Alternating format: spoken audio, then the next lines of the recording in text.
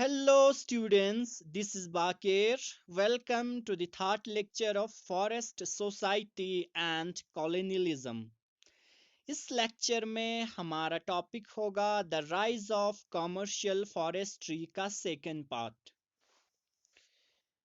Students, last lecture की मदद से हमने देखा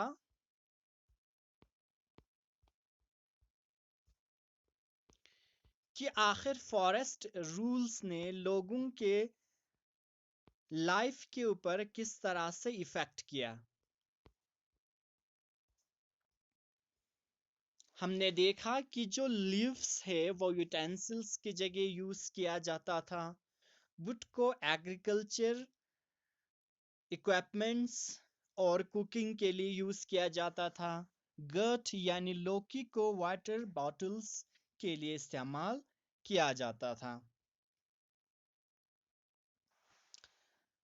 स्टूडेंट्स, आज डिस्कस करते हैं कि आखिर फॉरेस्ट रूल्स ने कल्टीवेशन को किस तरह से इफेक्ट किया। How did forest rules affect cultivation? After Indian Forest Act, shifting cultivation was banned in India. According to European foresters, shifting cultivation was harmful. Indian forest act के बाद shifting cultivation को ban कर दिया गया। Shifting cultivation को India में पोडू या पैंडा के नाम से भी बुलाया जाता है। पोडू या पेंडा, पेंडा।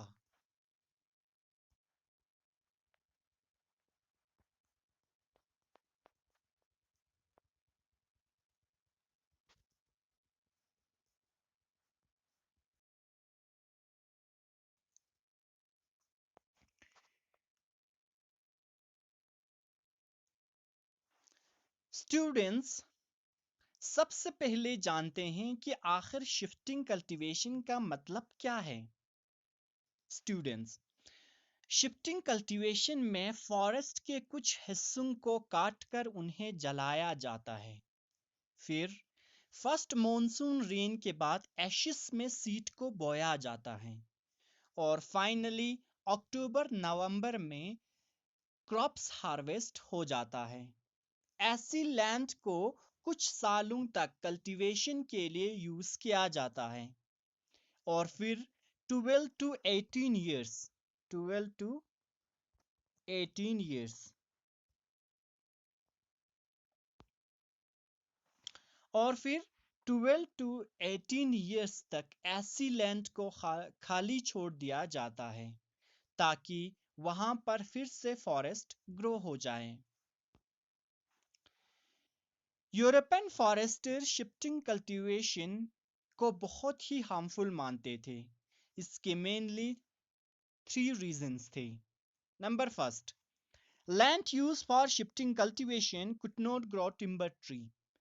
यूरोपियन फॉरेस्टर्स का मानना था कि जिस लैंड पर शिफ्टिंग कल्टीवेशन की जाती है वहां पर टिम्बर ट्रीज नहीं ग्रो हो पाते, इसलिए यूरोपियन फॉरेस्टर शिफ्टिंग कल्टीवेशन के सख्त खिलाफ थे। Number second, shifting cultivation can cause fire which can harm valuable timber production. European Forester's को ये डर था कि शिफ्टिंग कल्टीवेशन के दौरान जब लैंड पर आग लगाई जाती है तो उस फायर से उनके टिम्बर ट्रीज भी जल सकते हैं। Number third, the tax collection process become complex for government. Shifting cultivation के कारण गवर्नमेंट को टैक्सेस टैक्सेस कलेक्ट करने में बहुत ही ज़्यादा प्रॉब्लम आने लगी थी और इन्हें सब रीजन के कारण इंडियन फॉरेस्ट एक्ट ने शिफ्टिंग कल्टीवेशन को बैन कर दिया गया।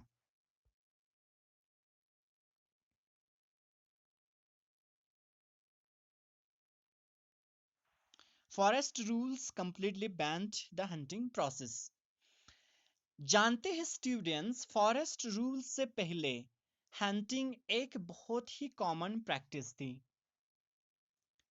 जो लोग फॉरेस्ट में या फिर फॉरेस्ट के आसपास रहते थे वो अपनी फूड रिक्वायरमेंट को हंटिंग के जरिए ही पूरा करते थे। स्मॉल बर्ड्स और डियर को मारना तो बहुत ही ज्यादा कॉमन था, लेकिन फॉरेस्ट एक्ट के बाद हंटिंग को पूरी तरह बैन कर दिया गया।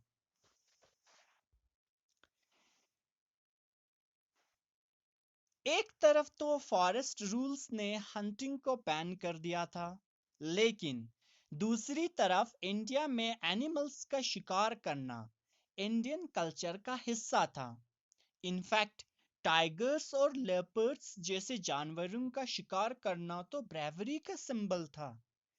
ब्रिटिशर्स के अकॉर्डिंग अगर डेंजरस एनिमल को मार दिया जाए तो इंडिया को बहुत ही इजीली सिविलाइज बनाया जा सकता है और कल्टीवेशन को प्रोटेक्ट किया जा सकता है। इसीलिए ब्रिटिशर्स ने रिवॉर्ड सिस्टम का सहारा लिया।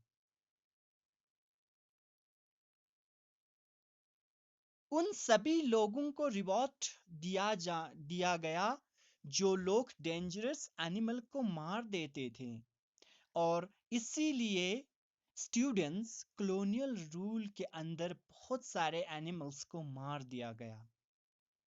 ऑलमोस्ट 80,000 टाइगर्स और 2 लाख वुल्व्स को मार दिया गया। जानते हैं स्टूडेंट्स, सरगुजा के महाराज, सरगुजा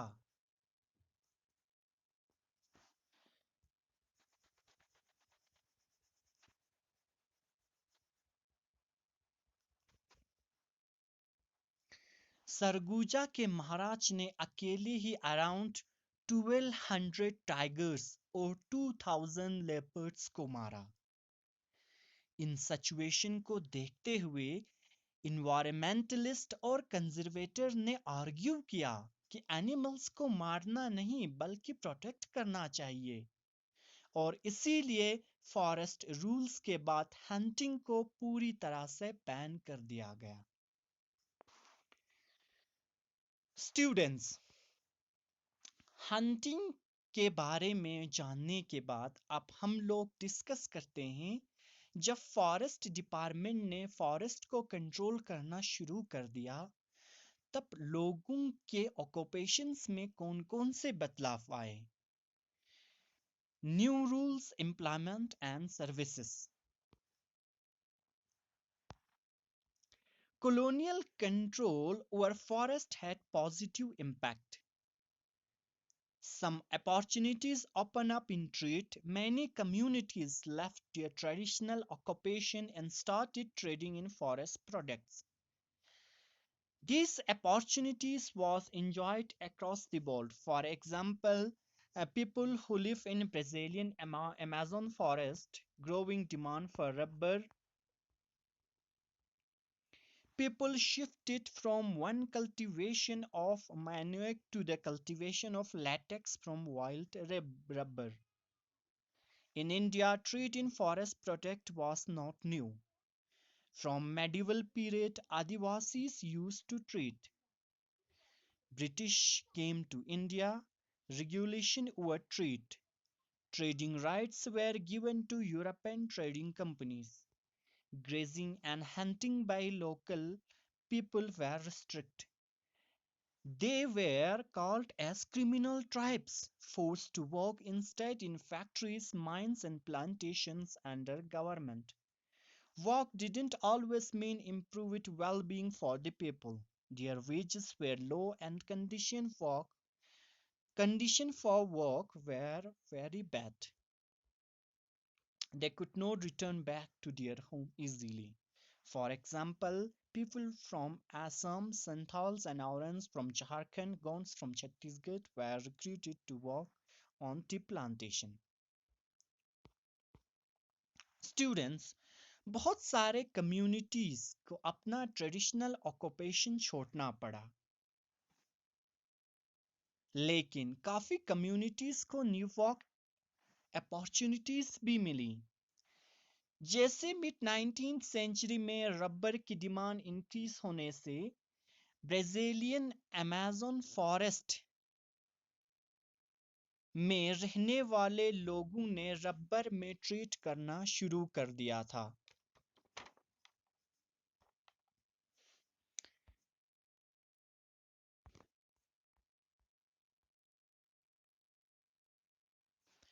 इंडिया में बहुत पहले आदिवासी कम्युनिटीज फॉरेस्ट प्रोडक्ट्स में ट्रेड करते थे, लेकिन ब्रिटिशर्स के आने के बाद ब्रिटिश गवर्नमेंट ने ट्रेड को कंट्रोल करना शुरू कर दिया। ब्रिटिश गवर्नमेंट ने बहुत सारे यूरोपियन कंपनीज को फॉरेस्ट प्रोडक्ट्स में ट्रेड करने की परमिशन दी और इसके लिए उन्हें पार्टिकुलर फॉरेस्ट एरियाज भी असाइंड किया। इसके अलावा ब्रिटिश गवर्नमेंट ने लोकल पीपल के हंटिंग करने पर और ग्रेजिंग करने पर बैन लगा दिया।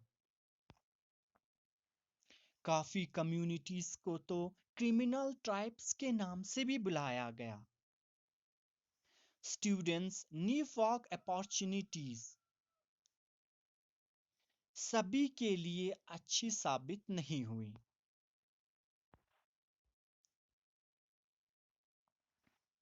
जैसे कि आसाम में टी प्लांटेशन में काम करने के लिए छत्तीसगढ़ और झारखंड के लोगों को मजबूर किया गया। लो वेजेस और खराब वर्किंग कंडीशन में काम करने के लिए इन सभी लोगों को मजबूर किया गया। तो स्टूडेंट्स, यहीं पे हमारा लेक्चर खत्म होता है।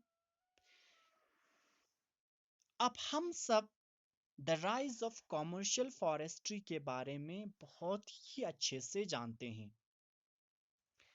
नेक्स्ट लेक्चर में हमारा टॉपिक होगा रिबेलियन इन फॉरेस्ट, जिसमें हम बस्तर में रहने वाले लोगों के लाइफ को डिस्कस करेंगे। स्टूडेंट्स, आपको क्या करने हैं, इन सारे लेक्चर्स को बार बार रिपीट करके देखना है। साथ ही साथ अपने कॉपी पर इन लेक्चर्स को नोट करने हैं। अपने बुक को सामने रख कर इन लेक्चर्स को बार बार रिपीट करके आपको देखना है। So students, thank you for your time. Had a good day.